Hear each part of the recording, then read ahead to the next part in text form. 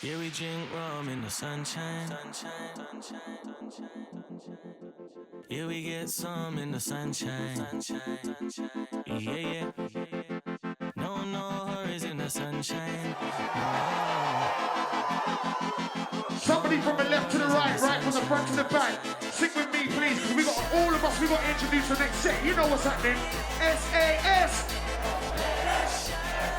What? Louder. S-A-S. Louder. S-A. Yeah, that's what I'm talking about. Yes. We're going to set things up inside the ride. Listen, we ain't got no time to waste. This event has fucking sold out, you know?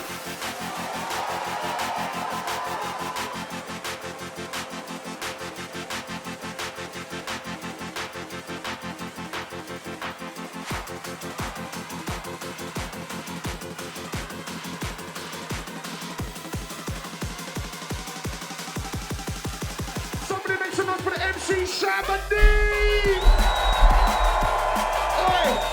Somebody inside the ride, make some noise for the one they call Harry Sutter! Jesus Christ almighty! Oh, you know who I am, innit? Somebody make some noise for Skibbity! Oi, and we can't forget our DJs up inside the ride tonight. Somebody make some noise for the fantasy and Mackie G! Absolutely fucking crazy up inside the ride. Somebody make some noise for MC Stormy!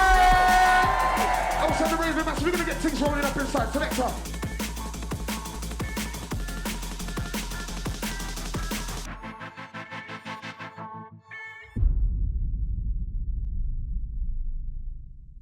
Yeah, we're here at Urban Dub Studio. This is where we come in and do all the vocals because he has the sickest recording booth.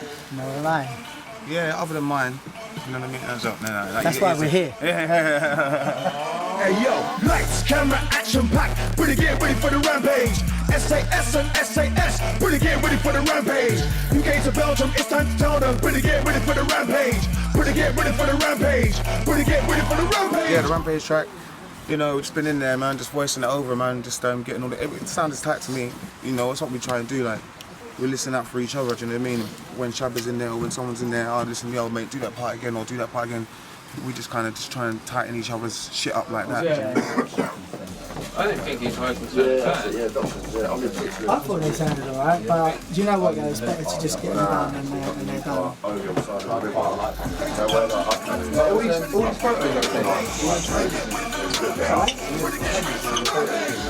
What, on Instagram? Yeah. Okay. Is he in? Oh, there you are. Yeah, I thought Skipper's vocals were quite clean. Yeah. I thought Shabba's were as well. Yeah, good luck as well. Definitely. Should we move it over? I'm telling you. Or just literally a straight cut? Definitely. Yeah, you could easily move it over. Let's get his main one in first. Yeah. So what I'm saying is to go from 175 and just boom, it would just be a bit weird. We'll need like some sort of transitions. How did SASAS form? The much debated question. All right. I don't even want to answer this question, yeah? SASS was started by me, of course. End of subject. No, you know what? I know that's exactly what Skibber would probably put. I definitely want a DJ, fam. For real, I back that. Obviously, the whole drum and bass scene started with Skibber. Did you not know that? He definitely branded it. Yeah. I'd say that. I'd Yeah. big up Fantasy and say, you know what, he branded it. The name, SASASASAS, I'll give that to Fantasy and Skibbity. You lot can have it all you want, yeah? I don't give a damn. I'm not getting involved in an argument. That's what, you know, personally, that's what Fantasy, what I would say Steve is, you know, he's a shit DJ, but not. I wanted to do a party based around the 4 MCs. For any of my parties that I've ever done, which is Bangers and Mash, I've always done Bangers and Mash. We always try to have some kind of a feature set. What my idea was like have them 4 MCs all night from 12 till 6 and basically have different DJs every hour. Because obviously Skibber and Shabba was SAS for years, but then it just so happens that me and Stormin kind of came in with Skibber and Shabba and we're S&S as well. They want to see little combos, they want to see things mixed up a little bit, do you know what I mean? So let's do a set called the SASAS set, obviously, do you know what I mean? Brought Mackie G in as well, we're good to go. So when the guys at Area asked me would I like to do the drum and bass, the last ever drum and bass show there, I thought to myself, yeah, no brainer, you know, like of course, you know, I love the venue. And then Grant from One Nation, Slamming Vinyl, he kind of picked up on it. He said, can I book you for Westfest? Not for the main stage, for the drum and bass stage. And we was like, cool, let's do this, man. And then we done that set. And then, even then, I was thinking, okay, we're just going to do a couple of sets a year, it's going to be all good, we will come together, we do a special party, wicked, works great. Fantasy phoned me and brought the idea across to me, so I'm not sure who sat down and created it though. So. We went there and the impact it had was mad. Like, people started talking about this, is it a new thing, is it a collective, is it a crew? You know, what is it? What's going on with this SASAS thing? I just remember when we went there, the anticipation for this set was just mental. It was like something that I'd not really kind of seen before.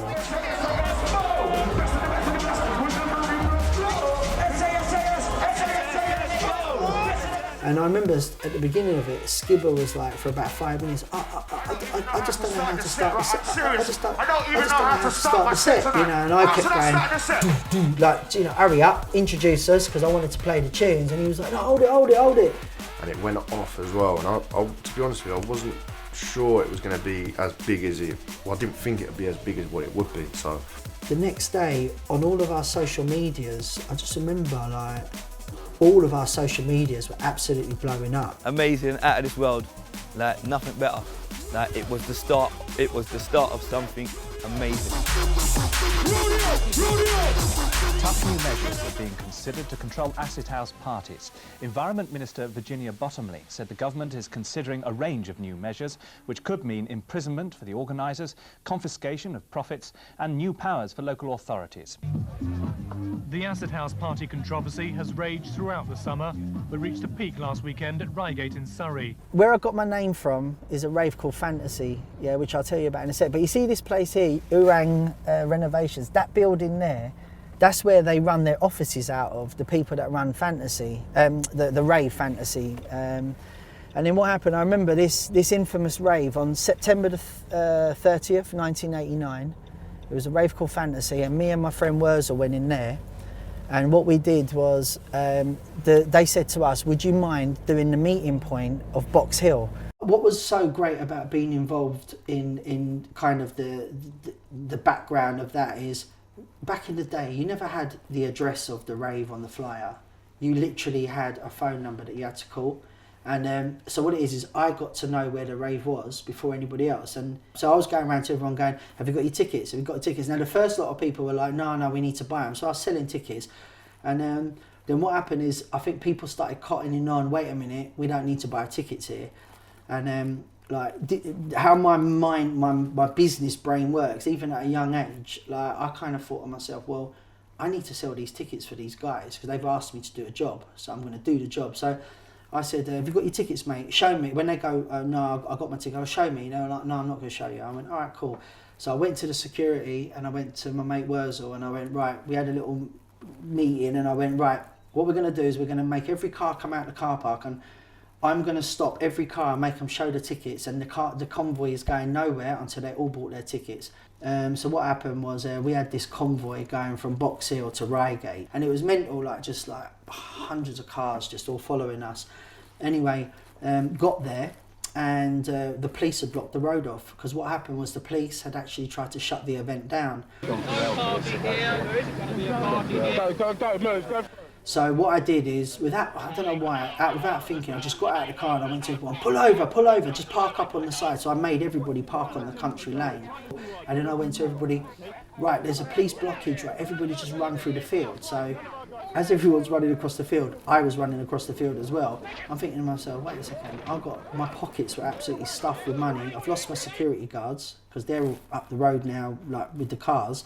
And I'm thinking to myself, oh, this is not good. I need to get rid of this money. So I went to this porter cabin and I went into the promoters and I was like, look, I need to get rid of this money. And they were like, oh, we'll see you in a week. I went, no, you need to take this money off me now. I must have put about £10,000 plus on the table. And the money was just stacked like that. It was ridiculous. And I remember they actually went, wow, what'd you do? And I said, I sold all them tickets. And they were like, brilliant. So I remember they counted out £1,000 for me and they handed me £1,000 and I went, no, I don't want it. I just want to play.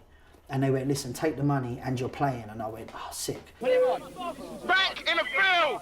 We just want to dance. Go ahead. We just want to dance. I have your pass in the field? Go on. I remember, like, I was sitting there waiting to go on, and back in the day, you never had set times. What happened is all in like hierarchy. So I'm sitting there waiting. Fabio turns up. It's Fabio. He's got to go on. Fabio goes on, and I'm thinking, yeah, I'm on after Fabio, and this rave is just going off. It's amazing, you know. I'm like sitting there like, wow. And then next thing you know, Frankie Valentine turns up. It's Frankie Valentine. It's got to go on. Frankie Valentine. So he goes on. This carried on and on and on, and then like, anyway, so no one turned up after Steve Jackson, and I was like, wicked. So I thought, right, it's my time to go on.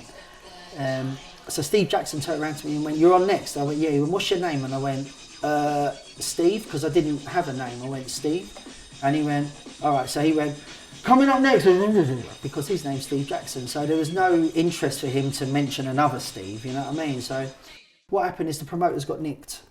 And I went to see them on the Wednesday after.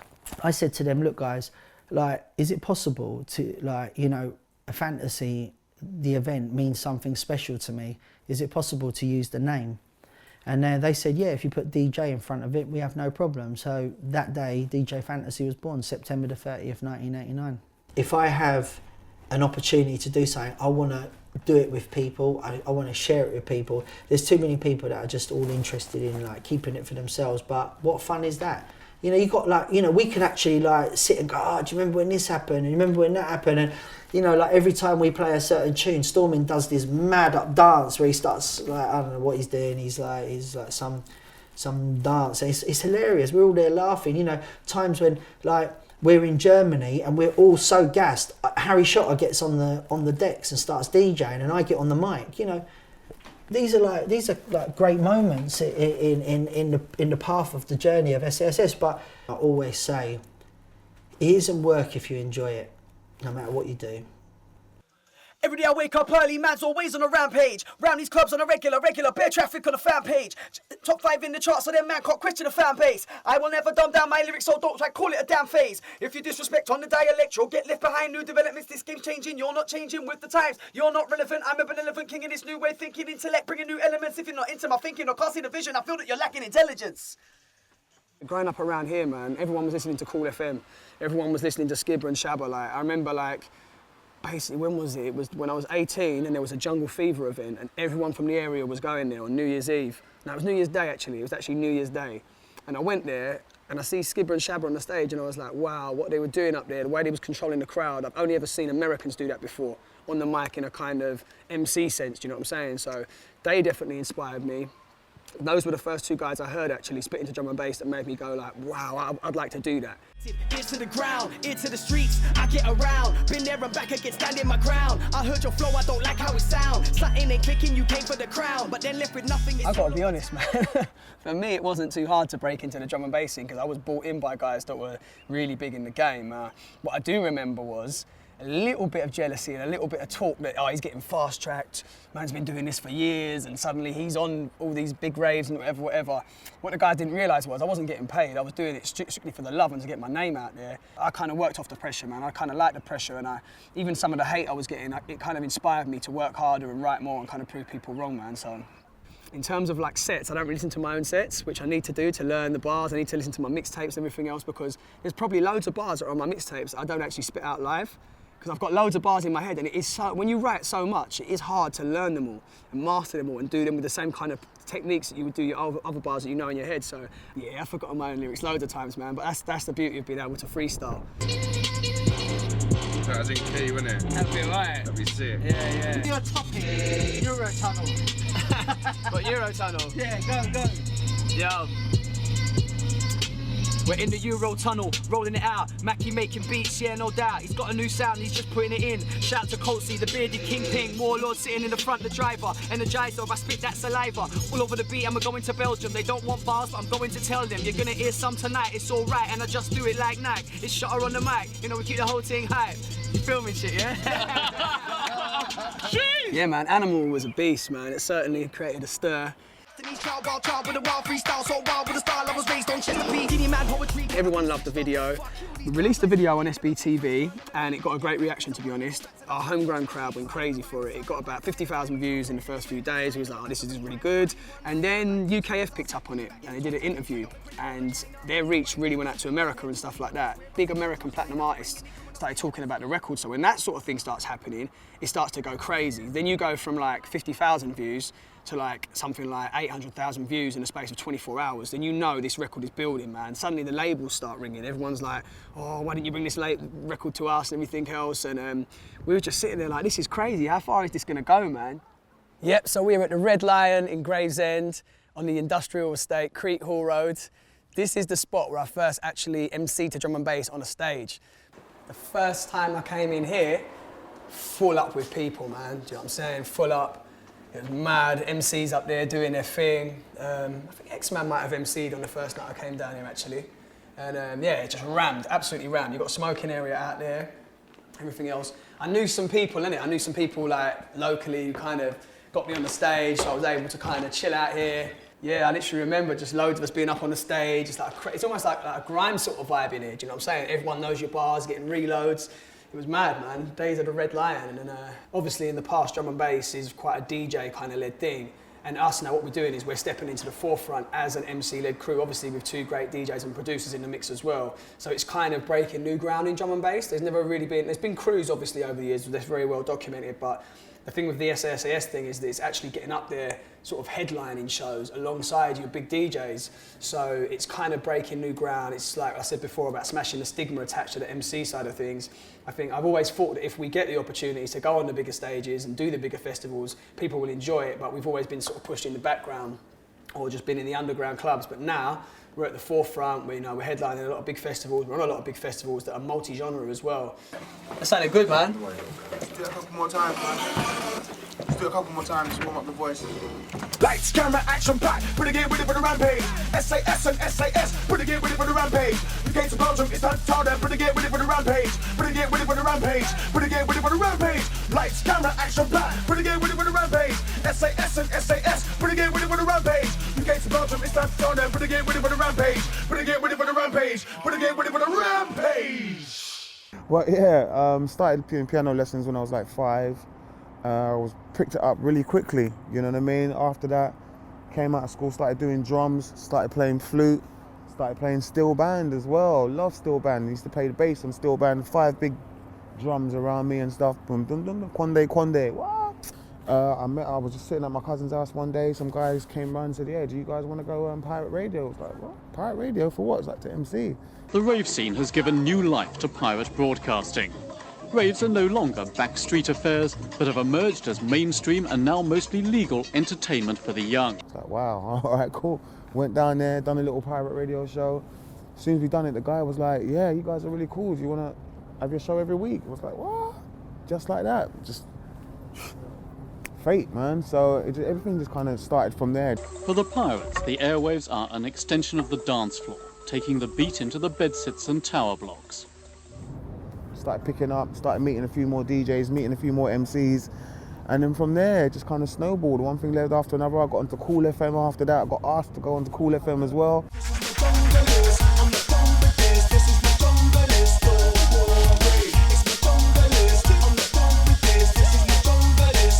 Pirate radio is all money, really, you know what I mean? They come take your equipment every couple of weeks or whatever. The DTI, their 24-hour monitoring station outside Baldock, covers the entire country. I was not on a radio station at that time. I'd done a set with DJ Wildchild at Spirit of the Jungle, and then she asked me, she was like, yeah, do you want to, I need an MC for my show on Cool FM. And obviously at that time, Cool FM was like, it was the biggest thing going on, you know what I mean? So once again, I got asked to go on there, and it's like crazy. Most people was like trying hard to get on there, putting tapes, I want to get on Cool, I want to get on Cool. I didn't even try to get on Cool FM. I was just out of the blue asked if I wanted to go in. I was like, yeah, cool. Gave DJ Wildchild a tape. She gave it to Eastman. He was like, yeah, he's all right. Within a week or two, I was on there. And that was how it all started for me, really and truly, yeah. Because I was doing shows before that, but Cool FM was the most significant one that really took me to the next level, really and truly, and made me meet all of the guys, start performing with the guys as well. First time I went Cool FM, I met Navigator there. He was the first one to ever give me the mic, and I was like, yeah, boy, you know, give me a little big up. Yeah, man, do your thing, you know what I mean? And went from there, really. The last time I can remember a Best MC award, I think it was 2011, is the last Best MC. So it's a good 10, 11, 12 years, really, at the you know, winning awards for Best MC. Do you know what I mean? X-Man kind of knocked me off the top for a little bit. And then I kind of got it back 2 years after that, 1 or 2 years after that. And to be honest, you know what? I don't even really think I would have even got that the first award. You know, R.I.P. Stevie Hyper D passed on, I think, 1998.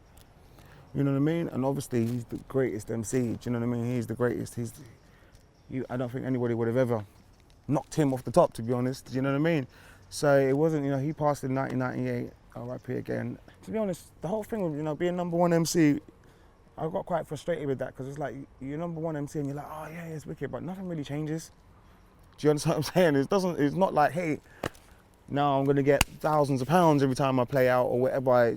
Same fee, I was getting the same fee for a good 2-3 years after that. So it wasn't like nothing really changed, to be honest, you know what I mean? We're just like, oh yeah, everyone recognises me as a #1 MC and it's great. So just kept on doing it, really. Yeah, personally, you know, everything's about being able to reinvent yourself, stay current, you know what I mean?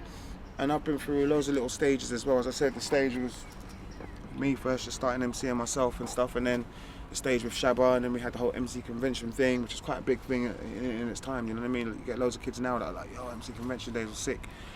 Being SAS, the first time I ever did it, and it wasn't until 5:30 in the morning, and everybody's waiting around for it, and it just totally went off. I'm sure we got the recording somewhere as well. So yeah, it was. I mean, that was the beginning of it, but it wasn't even that. Even then, we didn't think, you know, how we're gonna have the next 2 years smashing up raves as SaSaS. It wasn't really a plan. It wasn't really until we started getting booking inquiries about 2 or 3 weeks later that was like, okay, right, people are onto this. You know what I mean? And then we went from there. If it wasn't for the fans, though, we'd be nothing. Without them, we wouldn't even have a scene, never mind. Without them people that like, have that real love for drum and bass and real love for SaSaS, we don't have nothing, man. The fans are a big deal to any artist. I think without fans, you're not an artist. You're not getting bookings, you're not getting work. It was funny, man, you know what I mean? When it was time to do business, we'd do business, but we also have a laugh as well, and that's what it's about, that's what keeps it. You know, what's the point of doing it and not having no fun, do you know what I'm saying? I eat, sleep and shit, drum and bass, really. That's how you kind of get good at it, man. You're doing it every day, not just when you're in the rave itself, you know what I mean? There's loads of other things that go towards it as well, but what does it mean to me? It's life, man. It's a wicked culture, man. You know?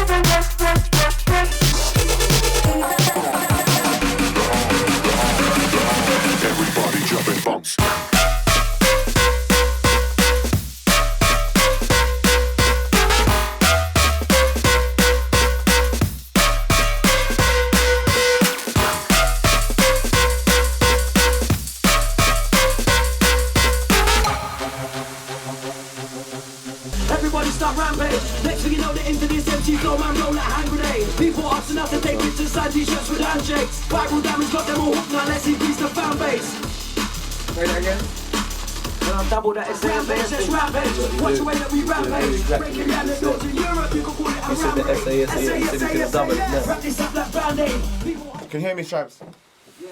Yeah, the SASAS thing, I think you should do it at a slightly higher tone. Slightly, you understand what I'm saying? SASAS, just, it sounds better, do you know what I mean? Play it. I ain't doubled it yet. Yeah, I know, but before you double it, let's get the first one right. Wrap this up like Band-Aid. People hyping their beat like in this one lap. In Europe, you can call it a ram raid. SASAS, wrap this That's up. not too bad actually, but get rid of it. And just lick that again. SASAS, just a different tone. Just try a different tone. Breaking down the doors in Europe, you can call it a ram raid. One more. Wrap this up. SASAS, do you know what I mean? SASAS. In Europe, you can call it a ram raid. SASAS, wrap this up like Band-Aid. People. That's it. And then back that a couple times. SASAS, wrap this up like Band-Aid. More hype in it. That's what I'm saying?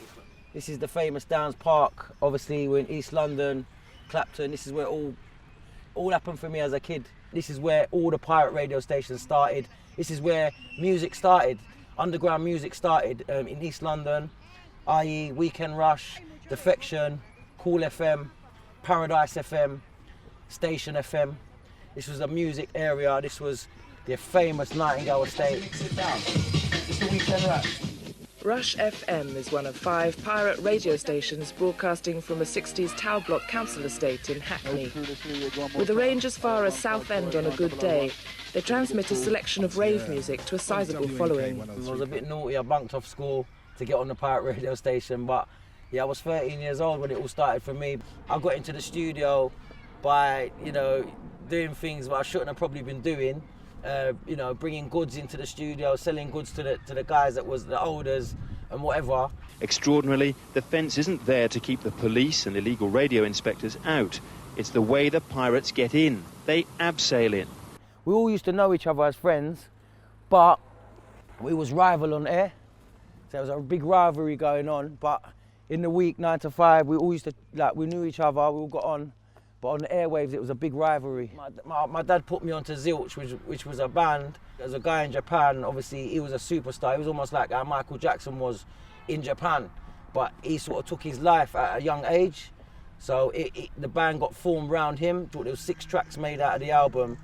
And the other 6 tracks got put together by the guy that used to run Simple Minds band and things like that. And my dad actually got me into that. Obviously being the tour manager of the Sex Pistols, he got me an interview with these people down West End when I was young. I was 16 at the time. Place and pick up the mic and tell everyone a rude boy Shabba come from London there. Listen, rinse it, rolling. I had to go and do a PA. I done some, I was just a drum and bass jungle rapper. Do you get what I'm saying? I done my thing in front of all these Japanese people. Next thing I got the call to go to Malta, then to go to LA to make tunes for the band. And before you knew it, I had 5-6 tunes on the album. The album went platinum in Japan. And then that was it. I was on tour out there when I was 21. I never went music class. I never done none of that in school. I was a chatter. I used to play professional football, semi-pro football. I used to play for West Ham and that. And then I had an accident. I got run over when I was like 13. I mean, I was the first white MC in it, so it's not about colour and this and that, but it's the reality of the situation. But there weren't no white MCs when I started MCing. At all in the music industry, so yeah, that was a big step for me to be doing that. And then obviously it was a kind of like, because I had the front to get up and go in front of people and do what I had to do, coming from a reggae background and a reggae influence. So I met Skibbity later on. Shocking B, the original Shabba, and Shocking was the original SAS. We started the original SAS, so that has to get mentioned, you know what I mean? And Skibbity come after, and it was the SASAS. This with the blouse and skirt, trousers and shirt, Shabba Shocking B, Skibbity, won't get drum on this one, blouse and skirt, trousers and shirt. And then Shocking kind of like done his own thing and started DJing and whatever, and then me and Skibbity took on the legacy, do you know what I mean? The skipper and the Shabba get together. We travel for the world where we change like the weather. The ripper dapper, now with the skipper, the Shabba, the hardcore deal with the master. Papa, the bounty killer, the sizzler, a smoking rizzler. Up on my jungle, I make the empty start wonder. The good jammer, rubber stammer. I chose the struggle, do you know what I mean? The struggle wasn't brought to me, I chose the struggle. So getting a little bit of stick off a man saying you're white and trying to be black, and I got loads of stick, bruv, do you know what I mean? I got pushed off the stage, I got You know what I mean? Man didn't want to give me the mic. I had to grab the mic. I had to go up there with next badder man or bigger man to try and get me the mic at certain raves and certain times. And people used to try and bully me for the mic as well. So, yeah, I got a lot of stick, but it didn't faze me, bruv. I'm Shabba D, but I'm Daniel as well. I've got kids, I've got family. Do you know what I mean? I've got a good family behind me. Do you know what I mean? I've got my brothers, got my mum, my dad. Do you know what I mean? So, not really. I just kind of like lately. Obviously, I've been busy with my work, so I kind of like to be Daniel as well. I like to chill out away from everything. But I know that Shabba's a part of my life. Now with the SAS thing as well, this SASAS thing, it's kind of gone up like a rocket for me, and that's my individual career as well. And me giving up smoking, that helps me. You know what I'm saying? I'd like to keep looking young and fit. SASAS. Run two tracks about rack and I'm about to impress. Your Kit Kat bars about to get stepped back. Now it's time to progress. No more, no less, you're no contest. From the SASAS. Gonna give it that S, gonna give it that S, gonna give it that SR. Don't give a fuck about them, man. They're with us, man, all together. Do what you like, bring the rhyme, but please don't get too clever. We might get smacked with a click on back, so you rap up in your neck. Oi, guess what? Right about now we're red hot. You keep talking blah blah blah blah. Don't give a fuck about them lot. Skip it back, if you do with the man, when you're getting up at the next stop. Do what you like, bring the rhyme, I'm like DJ Brocky's headbutt. Yeah, she wants the best cop. Who me, I make that bed rock. Meet and storming, get up in the morning, door through checks, then swap. Lock and load, then pop, turn your white t-shirts or a red top. Shut your mind, keep your legs crossed before you get hurt like Red Cross. I wanna see them like us high. I wanna see them bones up high. But you see last year, I fucking died and come back alive. Real talk, cancer can't stop me. Let me see them like us high. Let me see them bones high. Lights up. It was last year, it's the truth, it's no lie. I'm living on a death thinking I'm gonna die. What girl looked into my eyes? She kissed me on my head, now I'm storming tonight. The guys are trying to kill me, I survived.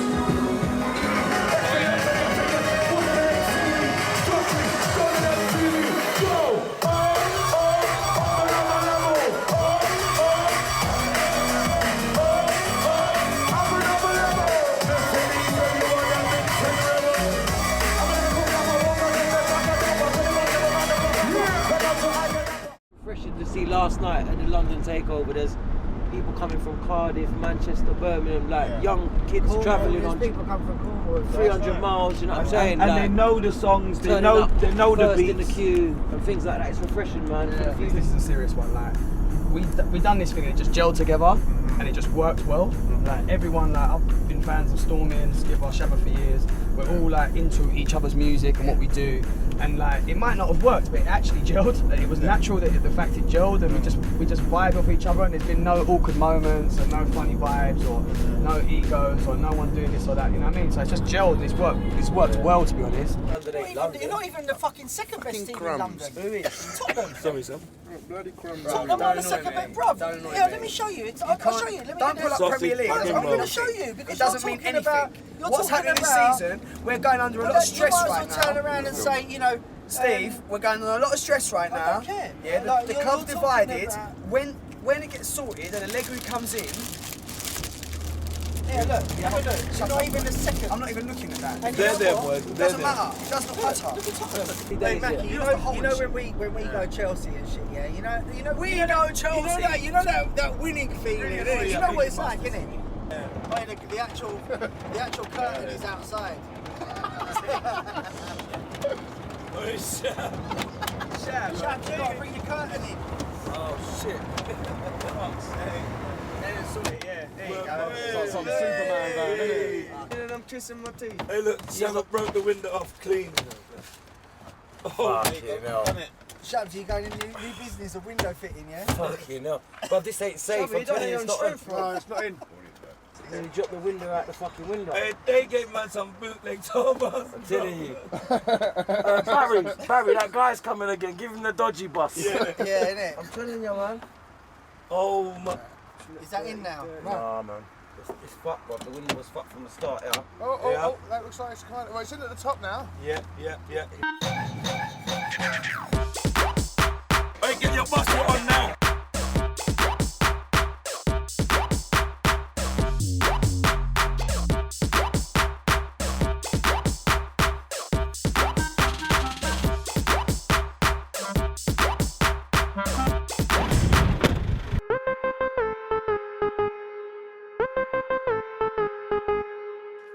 what you want. You know where it's at. SASAS, the nation of the pack. You can do your thing, but don't get caught up in a trap. All we wanna see is everybody going mad. One, everybody going mad. It's the SASAS up on the track. You can do your thing, but don't get caught up in a trap.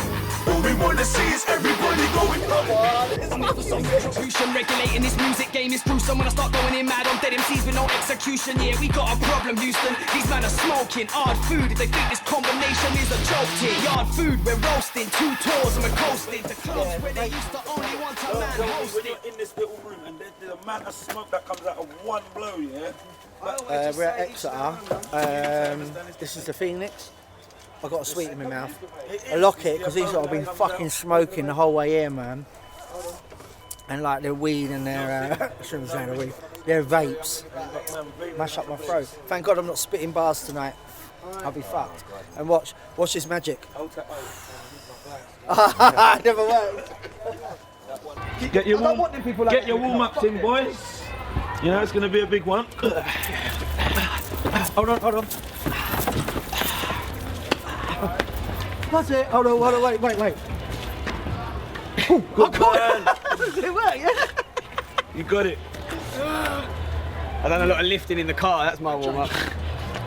Hello, and right now, this is The Storming Show. And tonight, we have came a very long way. Yes, a very long way. 4 hours driving to be precise, with 1 or maybe 2 stop-offs. Now we are here, and where are we? We're in sweet Exeter.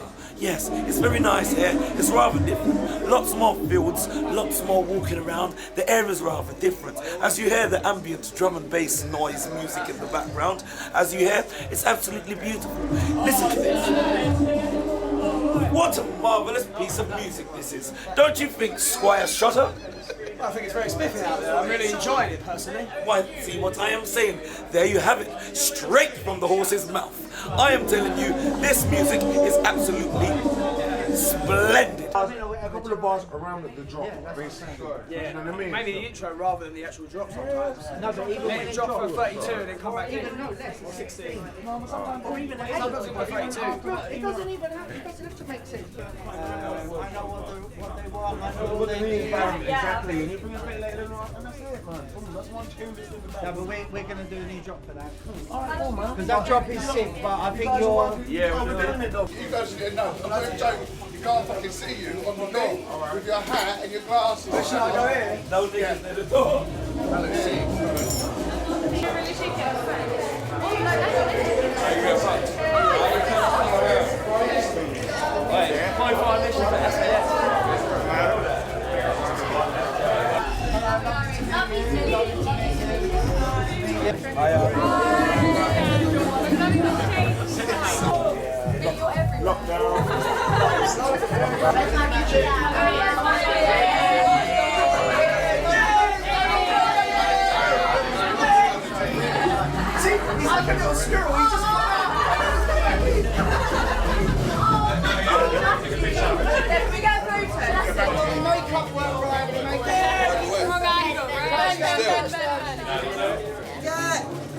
Finger out.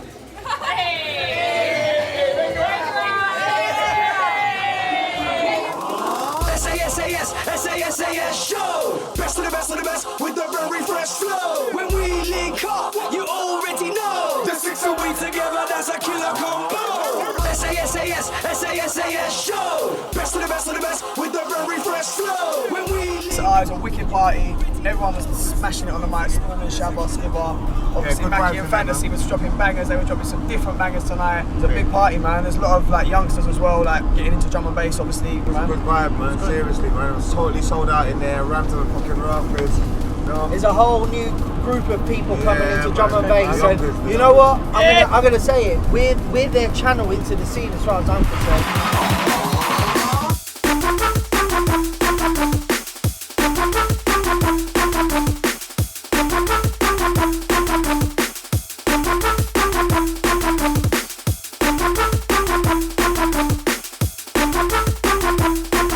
What makes storming? Why am I so hyped? Why am I so energetic?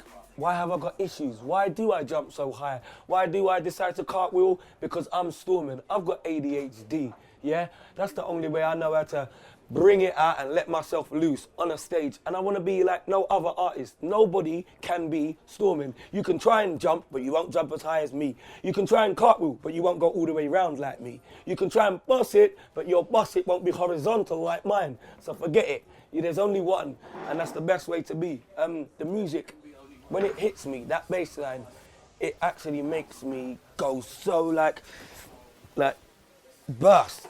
It makes me explode. The music is just, it's the drums, it's the kicks, it's the snares, it's the hi-hats, and then that bass line that comes in there, yes, it's my time to be me. Nobody can stop me. No one can hold me back. Hype master, energetic, best way to be. Right, let's go way back. I was trying to be a jungle drum and bass MC when I was 12, 13 years old. I was too young. They wouldn't let me in. I went into a contest.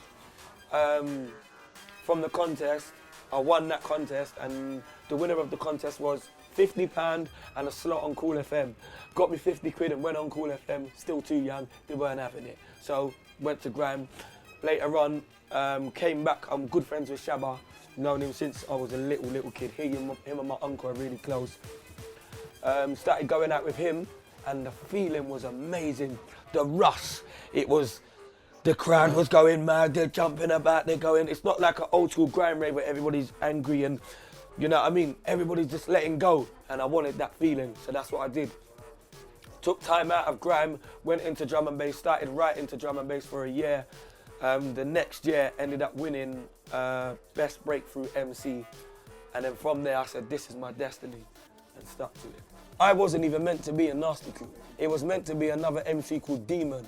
It was Sharky Major and Marcus Nasty went to go on radio and they needed another MC. Demon wasn't allowed out.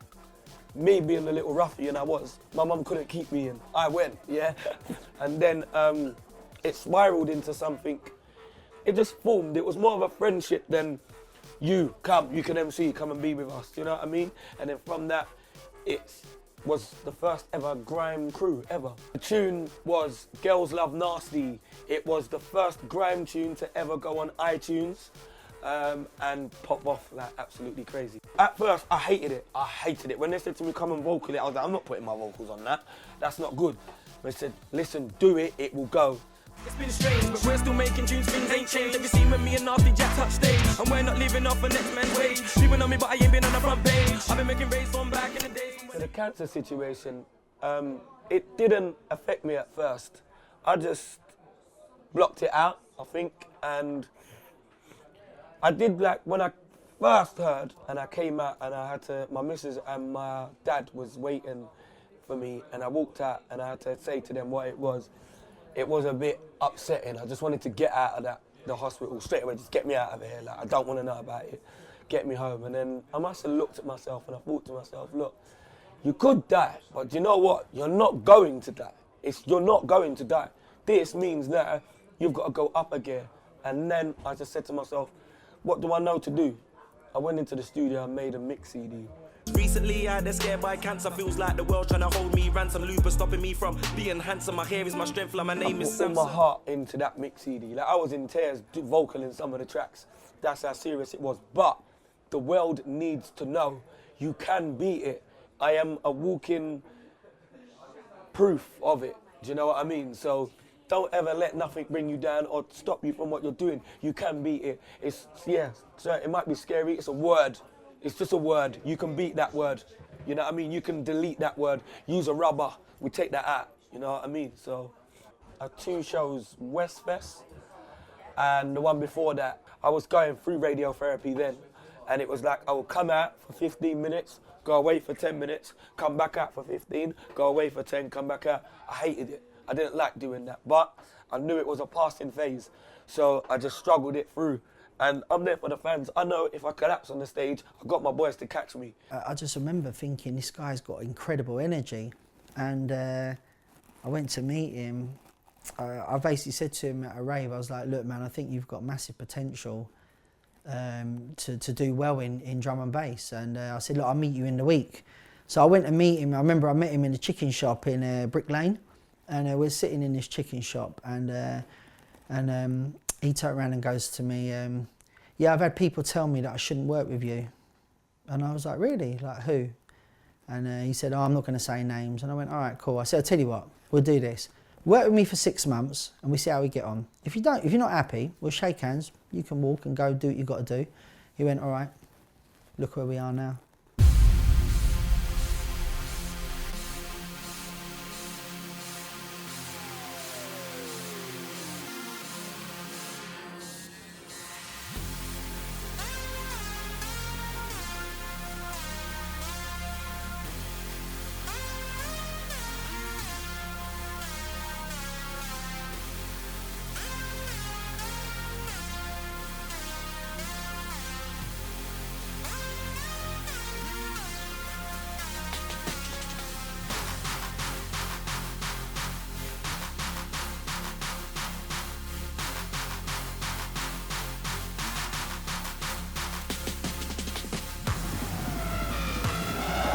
You get fantasy and mackie.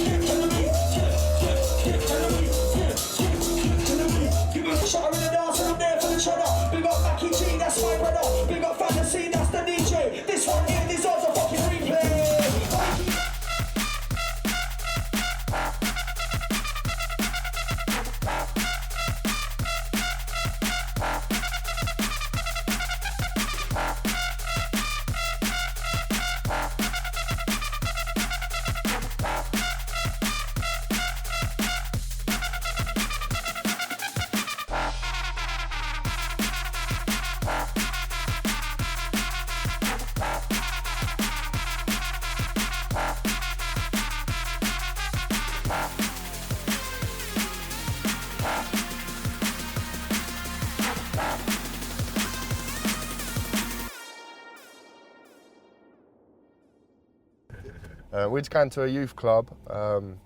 It's where I could kind of jam, have a mix with a few people around the area. I'd say a normal sort of average week would be two days. I'd be in and out of the country. On a busy bank holiday, I could be up to like 5-6 times. It always goes back down to my Belgium days, man. I was playing small gigs in Brighton, London, getting paid, what, 50 to £100 for a gig. And the biggest turnaround was definitely in Belgium, man. I'm going from small bars in Brighton and London, 100, 200 people, to 5,000-6,000 people in the space of a day. I would have been about 14, 15 coming in here. The decks set up here. I'm going to be emceeing here. There's no decks in here, but yeah, they've changed it into like a proper music room, which is cool. So they're encouraging music for the young guys. So I think the workshops I've done, I've met some great kids over the years, but sometimes they're troubled. They've got stuff going on at home, or they've got stuff going on at school or in the street or whatever. And I've learned that these guys can turn their life around through music. Even with me, when I was younger, I went through a lot of shit family-wise and stuff like that, and the music always kept me motivated. It always kept me on a positive mode. Even when some of my friends were getting involved with all kinds of madness, they always said, this life's not for you, you stick to the music. Do you know what I'm saying? And that's what I've always done. It's always kept me on that straight and narrow. So for a kid to be able to go to their local youth club or workshop or community centre and work with artists they respect, whether that's a DJ or MC, and to be like told the basics of either MCing or lyric writing or DJing or making beats, I think that could put them on a whole new path. I wouldn't have met the likes of Harry or Pete or Urban Dub.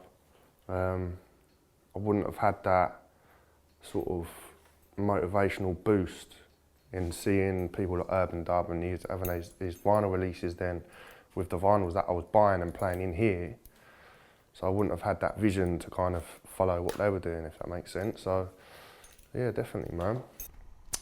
How I met Mackie, my brother, Mackie G, man. Oh man, I love this guy.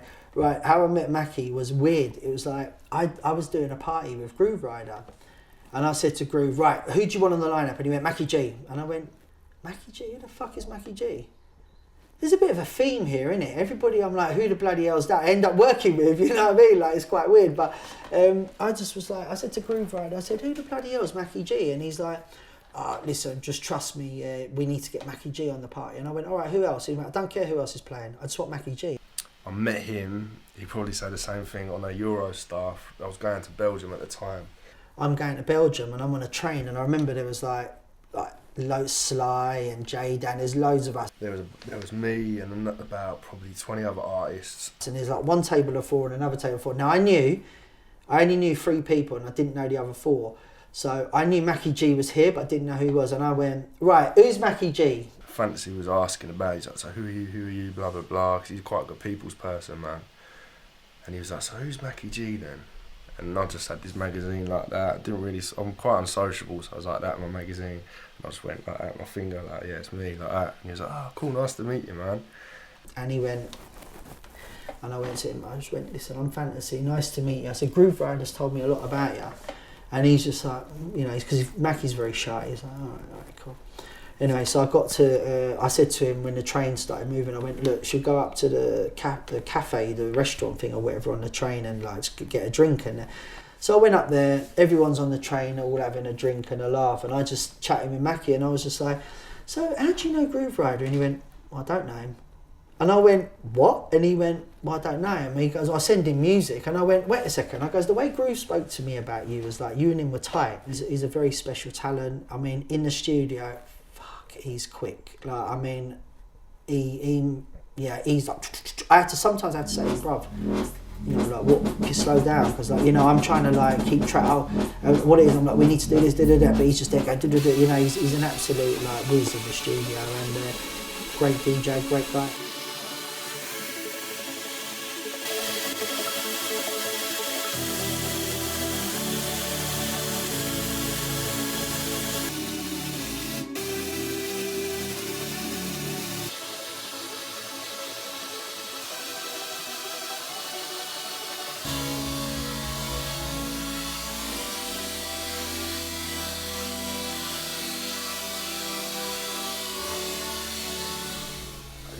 It's hard to explain with making music, man. Sometimes it goes on how I'm feeling in the day. If I'm feeling in a bad mood, that's when my best tunes come out. In the drum and bass side of things, the angriest tunes, the more aggressive stuff.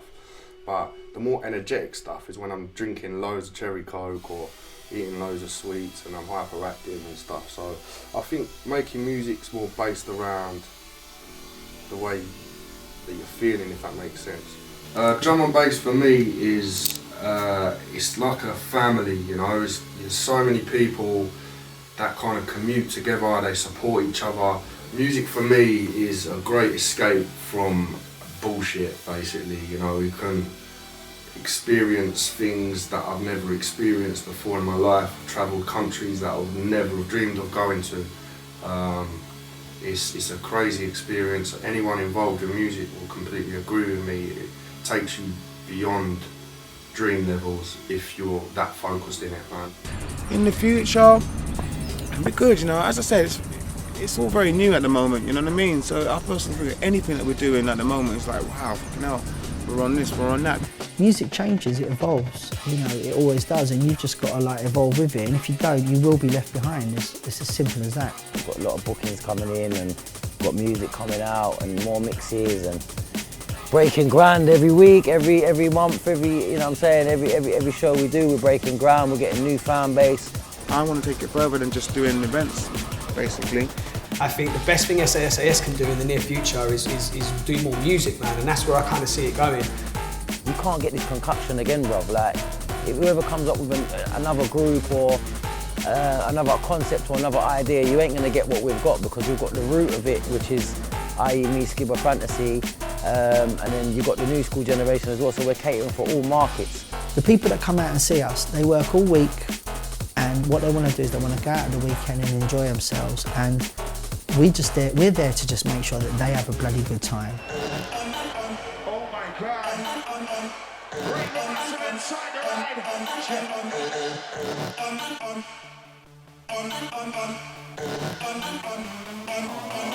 Hey yo, lights, camera, action pack. Better get ready for the rampage. SASAS and SASAS. Better get ready for the rampage. UK to Belgium, it's time to tell them. Better get ready for the rampage. Better get ready for the rampage. Better get ready for the rampage. Lights, camera, action pack. Better get ready for the rampage. SASAS and SASAS. Better get ready for the rampage. UK to Belgium, it's time to tell them. Better get ready for the rampage. Better get ready for the rampage. Better get ready for the rampage.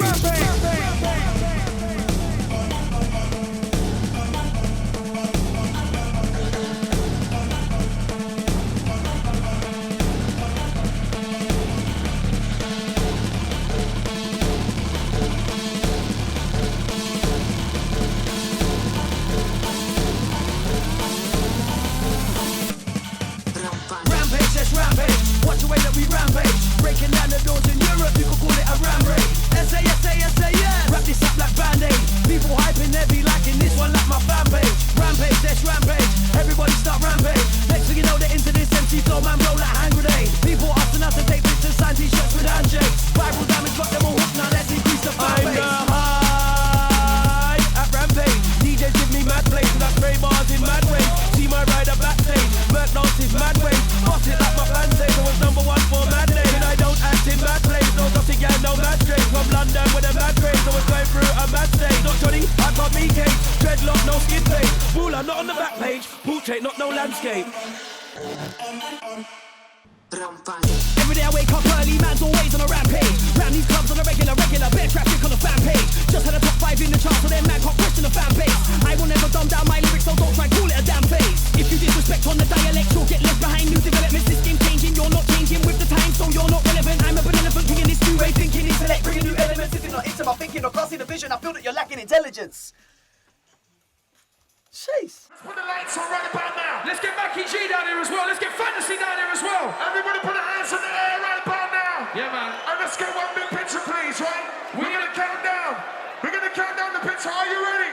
Now let's get Fantasy and Mackie G. Make sure they're here. All right, let's get them down here as well. Everybody get their hands in the air. Everybody. Come on. Everybody get their hands in the air. Hands in the air, rampage. Everybody, let's do this. Are we ready, yeah? Are we ready? 10, 9, 8, 7, 6, 5, 4, 3, 2, 1. Ramp up.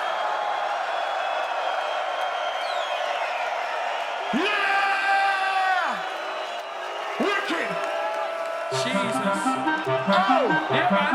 We're turning our finger out on that, yeah? Hell yeah. Oh, you see my goal? Finger out.